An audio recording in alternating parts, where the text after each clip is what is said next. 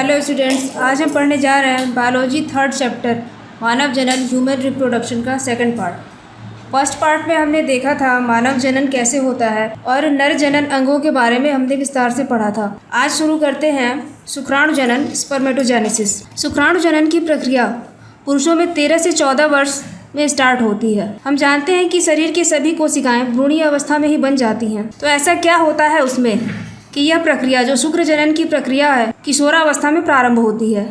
तो इसके लिए प्रमुख रूप से जिम्मेदार होता है GnRH गोनाडोट्रोपिन रिलीजिंग हार्मोन। यह हार्मोन जब रिलीज होता है तो यह एंटीरियर पिट्यूटरी को स्टिमुलेट करता है, उसे प्रेरित करता है कि वह अपने अंदर से ल्यूटिनाइजिंग हार्मोन तथा फॉलिकल स्टिमुलेटिंग हार्मोन का स्रावण करे। यह ल्यूटिनाइजिंग हार्मोन लीडिंग सेल्स जो हमने वृषण की संरचना में पढ़ा था कि जो अंतराली कोशिकाएं होती हैं उन्हें लीडिंग सेल्स कहते हैं।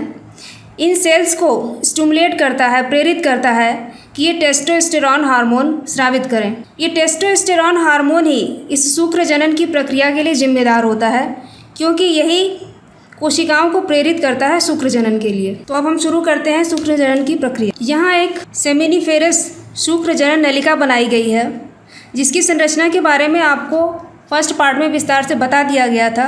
अगर आपने न देखा हो तो उसका लिंक डिस्क्रिप्शन में होगा, आप वहाँ से देख सकते हैं। हमने देखा था कि शुक्र जनन नलिका में 2 प्रकार की कोशिकाएं होती हैं, सर्टोली सेल और शुक्र जनन कोशिका। तो सर्टोली सेल्स जो होती हैं वो शुक्राणु के बनने के बाद, मेच्योर होने के बाद उनके पोषण के काम आती हैं। तो यहाँ हम उसे नहीं दिखा रहे हैं, यहाँ हम शुक्र जनन कोशिका को लेकर चलते हैं, क्योंकि हमें शुक्राणु के निर्माण की प्रक्रिया को पढ़ना है। शुक्र जनन कोशिका में स्पर्मेटोगोनिया में पहले समसूत्री विभाजन होता है।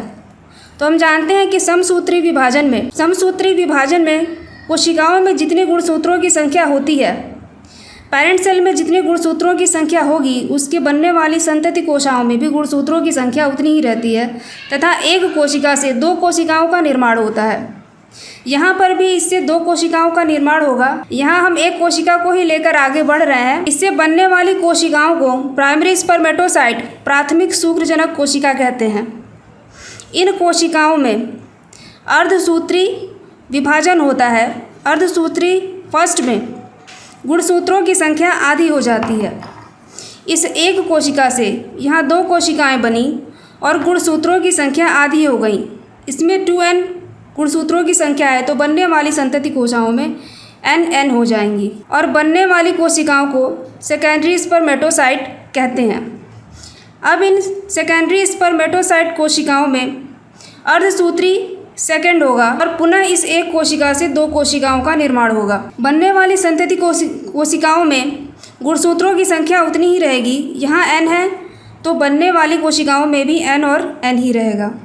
बनने वाली कोशिकाओं को अब स्पर्मेटिड शुक्राणु प्रसू कहते हैं। यही कोशिकाएं मैच्योर होकर स्पर्म शुक्राणु का निर्माण करती हैं। तो यहाँ हम देख रहे हैं कि इस एक शुक्रजनक कोशिका से स्पर्मेटोगोनिया से समसूत्री विभाजन द्वारा 2 कोशिकाएं बनी तथा अर्धसूत्री विभाजन द्वारा इस एक कोशिका का अर्धसूत्री विभाजन द्वारा 4 कोशिकाओं का निर्माण हुआ तथा गुणसूत्रों की संख्या आधी हो जाएगी। बनने वाली शुक्र जनन कोशिका स्पर्मेटोगोनिया में 2n थी और जितने स्पर्म बनेंगे, जितने शुक्राणु बनेंगे, सब में गुणसूत्रों की संख्या n होगी। अब हम एक शुक्राणु की, मैच्योर शुक्राणु की संरचना देख लेते हैं कि उसमें कौन कौन सी संरचनाएं पाई जाती हैं। यहाँ सबसे ऊपर इसका शीर्ष भाग है, इसका हेड रीजन है।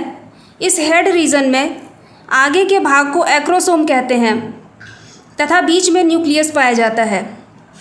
इसके अग्रभाग एक्रोसोम वाले रीजन पर एंजाइम्स पाए जाते हैं और इस एक्रोसोम का मुख्य कार्य होता है कि जब यह अंडाणु के पास यह स्पर्म पहुंचता है तो अंडाणु के ऊपर बनी हुई जोना पेल्यूसिडा की एक लेयर होती है। जैसे यहाँ दिखाया गया है, यह अंडाणु है और इसके ऊपर जोना पेल्यूसिडा की लेयर बनी हुई है।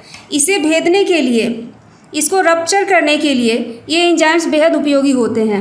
एक्रोसोम से जब ये एंजाइम स्रावित होते हैं तो यह दीवार यहाँ से गल जाती है और स्पर्म ओवम के पास पहुँच पाता है। इस शीर्ष भाग के नीचे मिडिल पीस होता है, मध्य भाग होता है और इस मध्य भाग के नीचे इसकी पुच्छ होती है। इस मध्य भाग में मिडिल पीस में माइटोकॉन्ड्रिया पाया जाता है।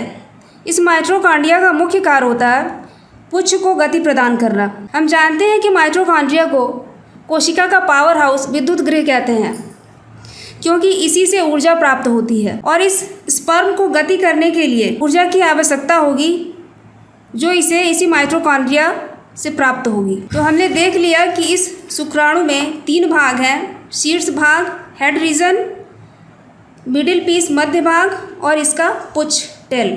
शीर्ष भाग में 2 रचनाएं हैं, एक्रोसोम न्यूक्लियस, और इस मिडिल पीस में माइटोकॉन्ड्रिया पाई जाती है, जो इस शुक्राणु को गति प्रदान करता है और यह शुक्राणु अपने पुच्छ द्वारा ही गति करता है। हमने मेल रिप्रोडक्टिव ऑर्गन में उसकी संरचना और शुक्राणु जनन, स्पर्मेटोजेनेसिस की प्रक्रिया और शुक्राणु की संरचना तीनों देख ली। अब हम आते हैं फीमेल रिप्रोडक्टिव ऑर्गन्स पे। फीमेल रिप्रोडक्टिव ऑर्गन में जो प्राथमिक अंग होता है जिसमें युग्मक निर्माण होना है, वह होता है अंडाशय।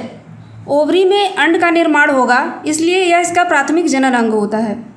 और द्वितीय जनन अंगों में गर्भाशय, जिसे यूटेरस कहते हैं, एक जोड़ी गर्भाशय ग्रीवा, एक योनि, बाह्य जननेंद्रियाँ, एक जोड़ी स्तन ग्रंथि, एक जोड़ी अंडवाहिनी आती है। अब हम एक गर्भाशय की संरचना देख लेते हैं कि यह कैसी होती है। यहाँ चित्र में एक परिपक्व गर्भाशय दिखाया गया है। यहाँ जो नीले रंग से संरचना बनाई गई है, यह ओवरी है।